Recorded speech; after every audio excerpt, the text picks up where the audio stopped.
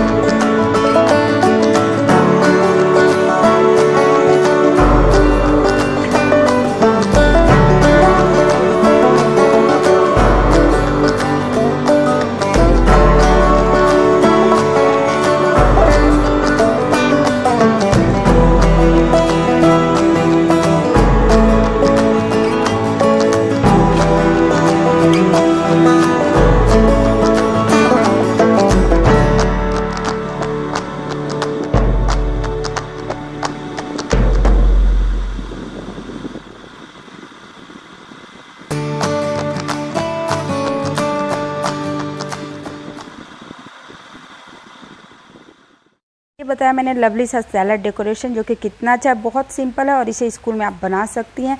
इसके जगह पे कोई और वेजिटेबल आप ऐड करना चाहे तो वो कर सकती हैं, बट इसे मैंने वाटरमेलन का रूप दिया है।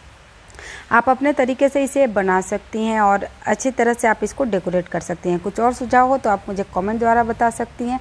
तो चलिए मेरी वीडियो आपको कैसी लगी ज़रूर कमेंट करके मुझे बताइएगा। वीडियो अच्छी लगी होगी तो इसको लाइक कीजिएगा, फ्रेंड के साथ शेयर कीजिएगा जितना हो सके।